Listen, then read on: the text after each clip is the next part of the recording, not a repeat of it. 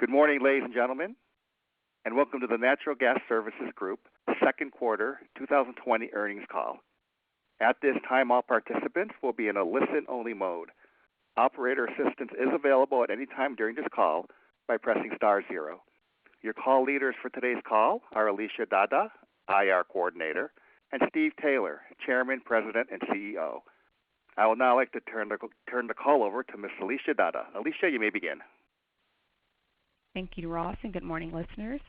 Please allow me a moment to read the following forward-looking statement prior to commencing our earnings call. Except for the historical information contained herein, the statements in this morning's conference call are forward-looking and are made pursuant to the safe harbor provisions as outlined in the Private Securities Litigation Reform Act of 1995. Forward-looking statements, as you may know, involve known and unknown risks and uncertainties which may cause Natural Gas Services Group actual results in future periods to differ materially from forecasted results.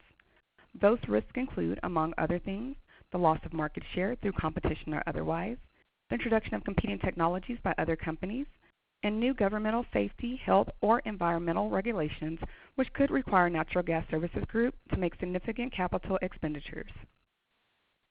The forward-looking statements included in this conference call are made as of the date of this call, and Natural Gas Services undertakes no obligation to publicly update such forward-looking statements to reflect subsequent events or circumstances.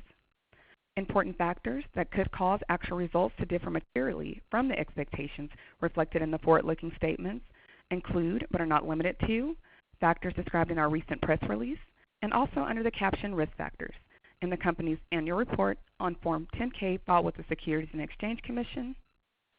Having all that stated, I will turn the call over to Steve Taylor, who is President, Chairman, and CEO of Natural Gas Services Group. Steve? Yeah, thank you, Alicia, and thank you, Ross. And good morning, everyone, and welcome to Natural Gas Services Group's second quarter 2020 earnings review. I want to thank all of y'all for turning into our call. In spite of continued weakness in energy demand and volatile energy commodity prices, largely a result of the effects of the COVID-19 pandemic, NGS posted solid financial results in the second quarter. Our ability to react rapidly to reduce our cost structure and respond to our customers' needs resulted in less impact than many in our industry on both our income statement and financial condition. We have been able to address our customers' requests for pricing and shut-in assistance while maintaining a strong financial position. While our revenues declined in the quarter, we were able to post sequential gains in both gross margin and EBITDA. Importantly, we continue to strengthen our balance sheet and liquidity position, even in this very challenging market environment.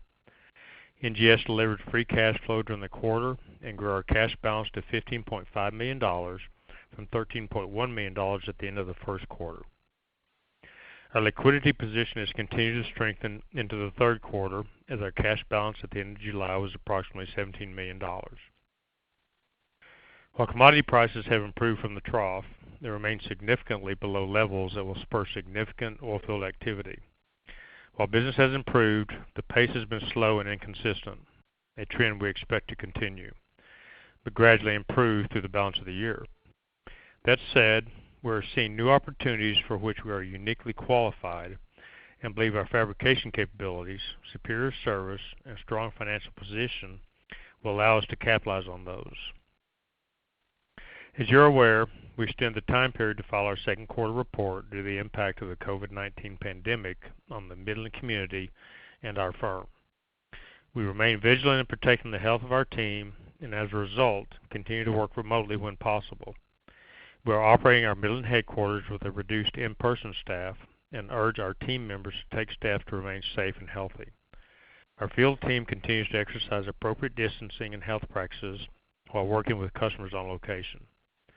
While these practices have added incremental cost to our effort, we remain dedicated to protecting the health and welfare of our team and our customers in these unprecedented times. Before I review the detailed quarterly financial and operating results, I do want to highlight particular aspects of the quarter. Our rental gross margins climbed to 56%, an improvement compared to the year-over-year and sequential quarters, with total gross margins gaining across the board too. We reported positive GAAP net income for the quarter. Adjusted EBITDA grew compared to both year-over-year and sequential quarters. NGS delivered positive net cash flow from operating activities of $6.5 million. This represents 38% of total revenue for the quarter. And free cash flow was positive, and we grew our cash balance to $15.5 million. Again, maintaining one of the best balance sheets in the industry. With that, let's move into the details. NGS reported total revenue of $17.4 million for the second quarter 2020, a 12.5% decrease from the same quarter in 2019. This decline was driven by a drop in sales revenues and service and maintenance revenue. Conversely, NGS experienced an increase in rental revenues of 11.5% when compared to the same quarter of 2019. Sequentially, total revenue decreased by 3%, driven by a decrease in rental revenues of 5.5%. Sales revenue increased sequentially in the quarter and helped offset the modest decline in total revenue.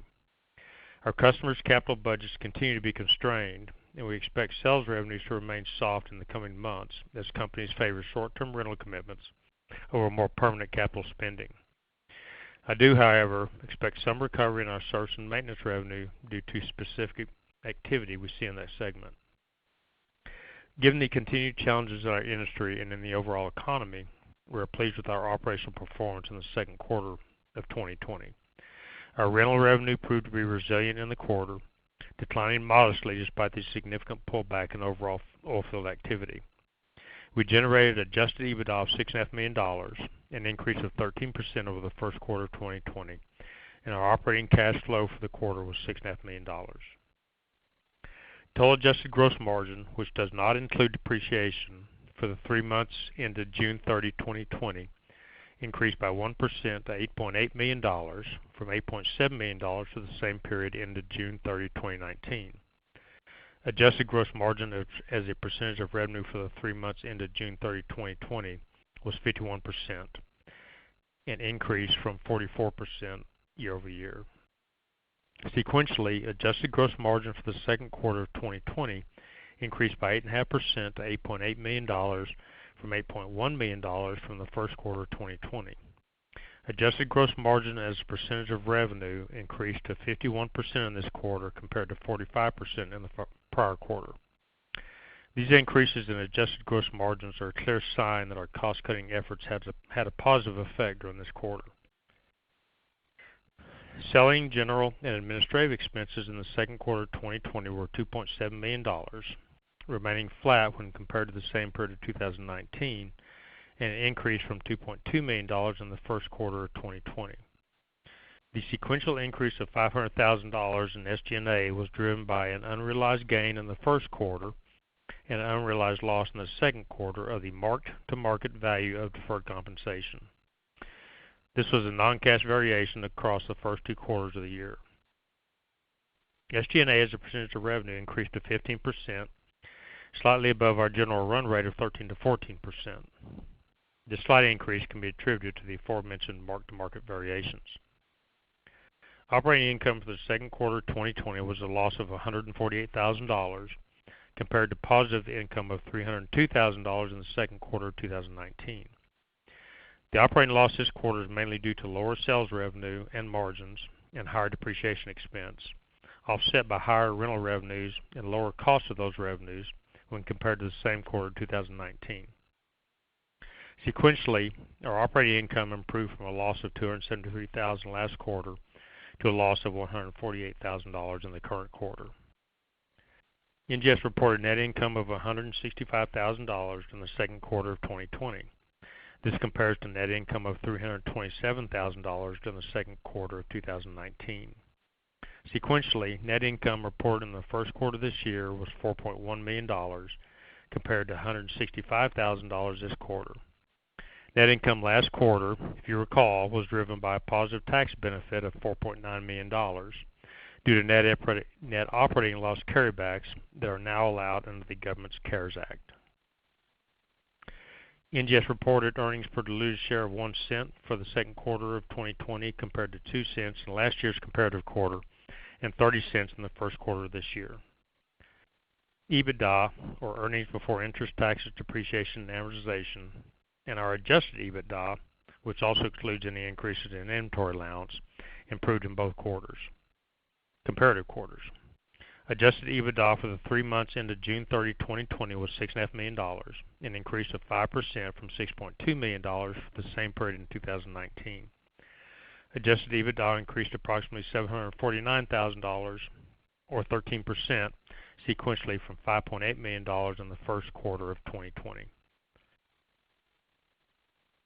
Total sales revenues, which includes compressors, flares, and product sales, decreased $3.8 million to $2 million on a year-over-year basis.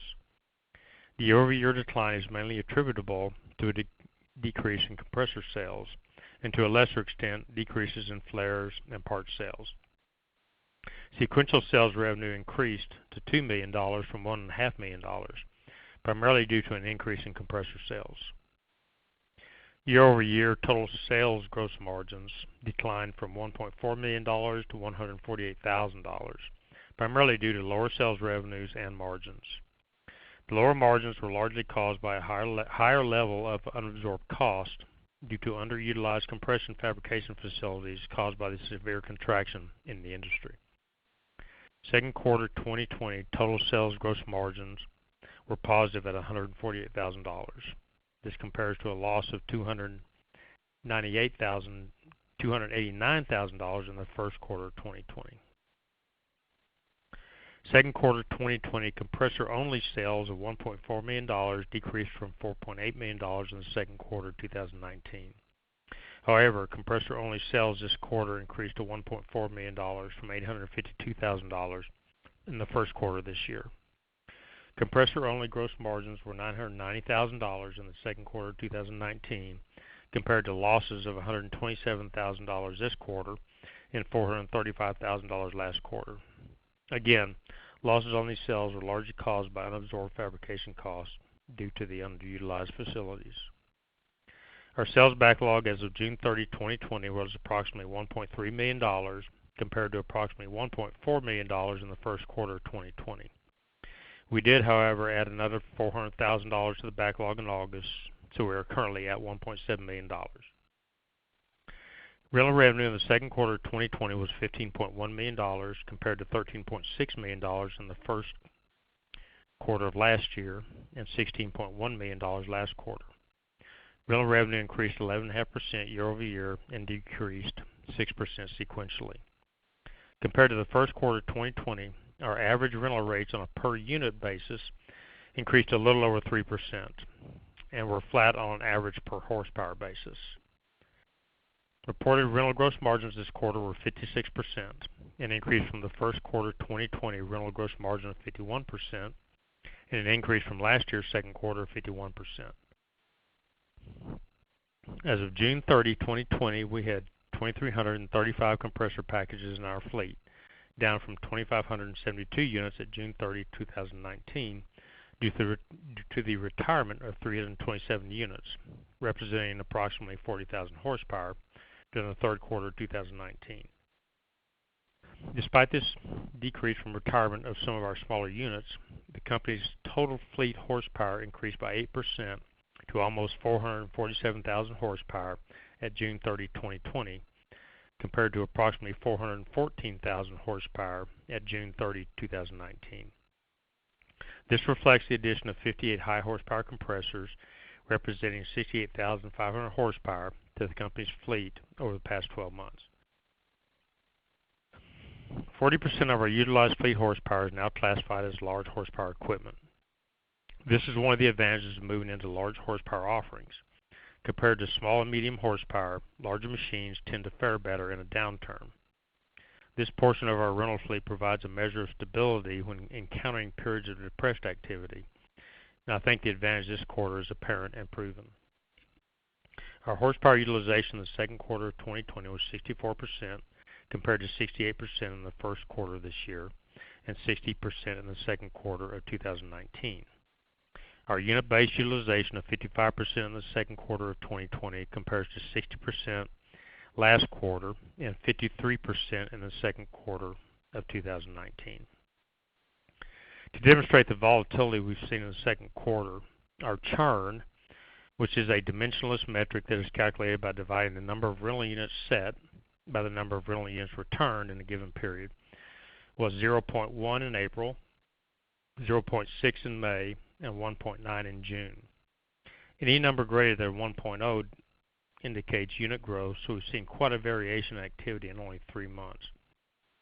From equipment being shut in and returned at a torrid pace to a total turnover of events a couple months later. As of the end of June, we have had a bit more than half of the rental units that were shut in returned to service, and we anticipate the balance coming back online over the course of this year. This downdraft, not sure I'd call it a downturn due to the ferocity and speed of it, was untypical of what we normally experience when moving into times of depressed activity. Usually, rental discounts are the name of the game. Crude drops over time, various discounts are negotiated over many months, and there's generally time to adjust to a declining market. There is no time to adjust with this one. Price discounts were the norm for the first week, and then we quickly moved into a phase of managing total shut-ins, which usually have no revenue associated with them, and that's the big difference.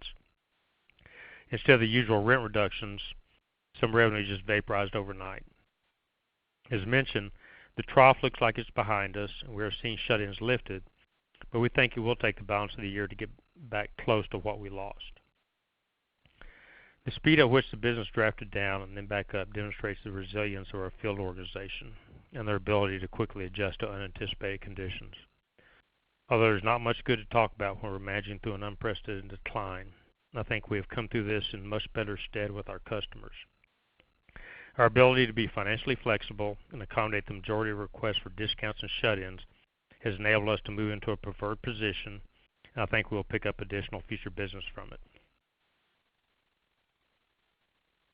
For the first half of this year, we have spent a total of $11 million on capital expenditures, with $9.5 million of that for rental equipment.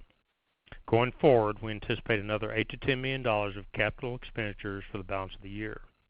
This is a couple of $1 million more than what we projected in our fourth quarter 2019 call, but we have a pretty good line of sight to approximately $6 million in capital expenditures that we anticipate in the near future. These funds will be rental fleet additions for popular-sized compressors that we're presently sold out of, along with a nominal sale-leaseback program with one of our customers. All of this capital would be deployed on long-term contracts at above market rates. From a balance sheet perspective, our total bank debt remains minimal at just over $400,000 as of June 30, 2020, and our cash balance is strong at $15.5 million. This balance is up from $13.1 million at the end of last quarter and has since grown to approximately $17 million at the end of July. In addition, we have a largely untapped credit line of $30 million available to us, which provides ample liquidity in nearly any conceivable scenario. And none of this includes the previously mentioned and anticipated $15 million cash tax refund that we have applied for. We generated positive net cash flow from operating activities in this quarter of $6.5 million, which represents 38% of our quarterly revenue. Free cash flow for this current quarter was $2.4 million. In summary, there are not many companies in the oilfield services space that have a recurring rental revenue stream, essentially no debt on the balance sheet, cash reserves in the bank, and a continuing ability to generate cash. Before I take questions, I want to thank the entire NGS team for their dedication and efforts during this difficult period. In an environment where we not only have to consider health concerns and effects, but also continue around-the-clock service to our customers, our employees have demonstrated the utmost in professionalism and dedication. They are to be commended. While the balance of 2020 will remain challenging, we do not believe it can be worse than what we experienced in the first half of the year, and there are some modestly encouraging signs on the horizon. More importantly, NGS is well positioned with a solid balance sheet, a strong customer base, and a team committed to providing uncompromised service. With a stable to modestly improving operating environment, we believe there will be opportunities in the balance of the year, even more as we turn the page into 2020. Ross, that's the end of my prepared remarks, so if you would, please open the phone line for questions. At this time, we will conduct a question and answer session. If you would like to ask a question, please press star 1 on your phone now, and you will be placed in the queue in order received. You can press pound 1 at any time to remove yourself from the queue. Once again, if you would like to ask a question, please press star 1 on your phone now. Our first question comes from Rob Brown from Lake Street Capital. Please go ahead, Rob. Morning, Steve. Hey, Rob. Nice job in a tough environment. Just want to get a little further color on the CapEx you're projecting for the rest of the year, and really that sounds like a new contract, and maybe what area is that contract covering? Is it the high horsepower business again, and maybe just some color on what that business is? Well, just like about everything else in the world, it's centered around the Permian. So the majority of that, $6 million we're looking at is Permian based, and probably half of it is, 50-60% is, what we classify as large horsepower, and the balance being some medium horsepower wellhead gas lift units that we're essentially out of, but that are required also. So it's a smattering, but it still continues along the Permian route and then the large horsepower route. Yep. Okay.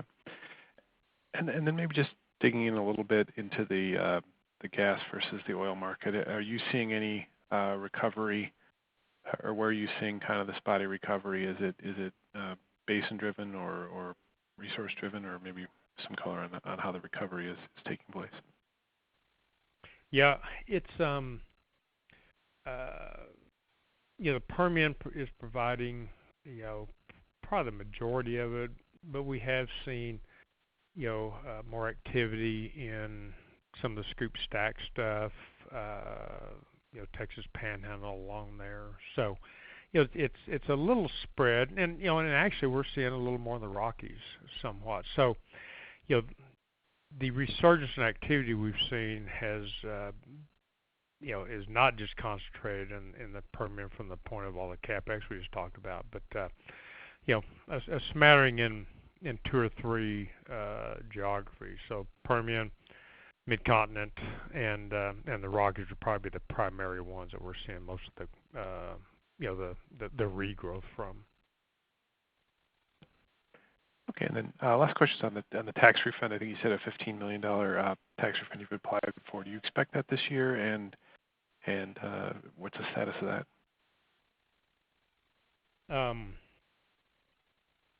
I've been chastised about trying to put a timeline on a tax refund from the U.S. government in these times.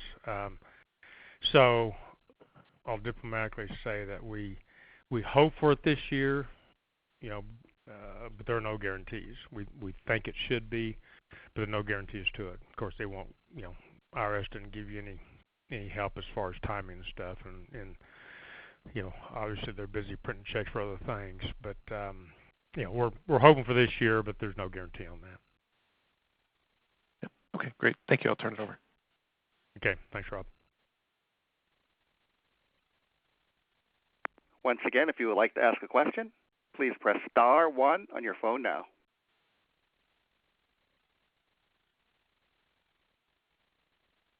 And Steve, at this time there appears to be no further questions. Okay, Ross, I appreciate it. Thank everybody for joining me on this call. I think we had a good quarter, but we appreciate your time this morning and look forward to visiting with you again next quarter. Thanks. This concludes today's conference call. Thank you for attending.